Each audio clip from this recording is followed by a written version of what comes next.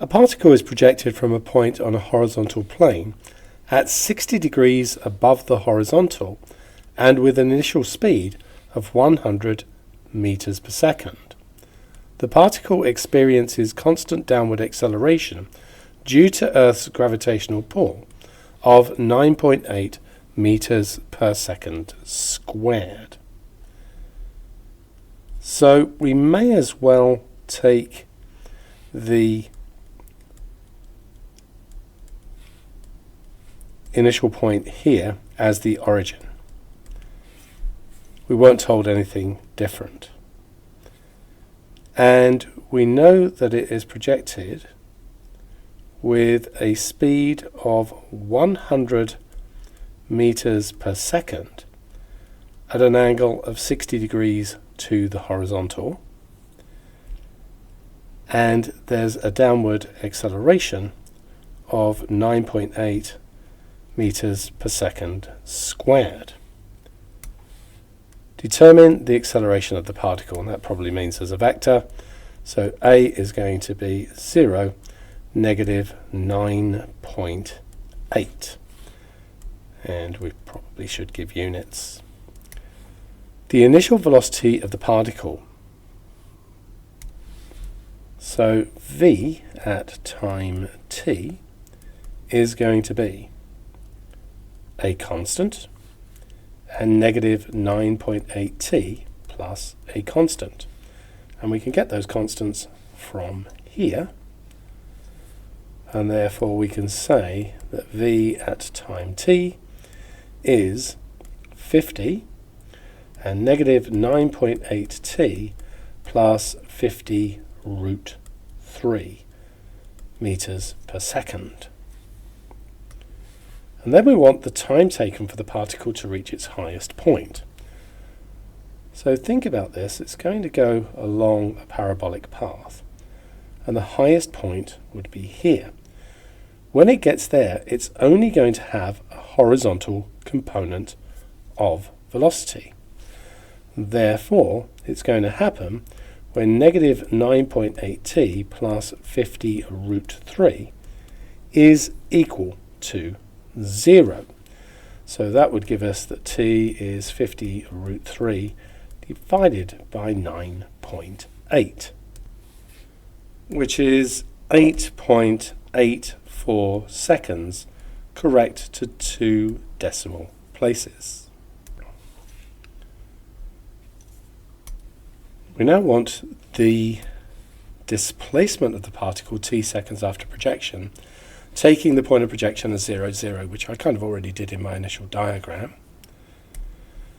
And so r t, we need to integrate v, is going to be 50t plus a constant and negative 4.9t squared plus 50 root 3t plus a constant. But if the initial position is 0, 0, that's going to imply that C3 equals C4 equals 0. And so r at time t is going to be 50t and negative 4.9t squared plus 50 root 3t. We now want the Cartesian equation of the path of the projectile. So x is going to be 50t, y is going to be negative 4.9t squared plus 50 root 3t. We need to eliminate t. This one gives us t is x over 50. So y is going to be negative 4.9 x squared over 50 squared plus 50 root 3 x over 50. This one's nice and easy. Those 50s are just going to cancel. And so what we get is negative 4.9 x squared over 2,500 plus x root 3. We now want the horizontal distance from the point of projection to the point where the particle lands. So It's projected and it lands over there, and the distance that we're wanting is this horizontal distance. Well, it's going to hit the plane where y equals 0. So we've got y equals 0. That gives us negative 4.9 x squared over 2,500 plus x root 3 is equal to 0. So we can take an x out, and then we're going to get root 3 take away 4.9x over 2,500. And this one here is the initial point. So the answer to this bit is going to give us the other one. So 4.9x over 2,500 is equal to root 3. And so x is going to be 2,500 times root 3 divided by 4.9, and that is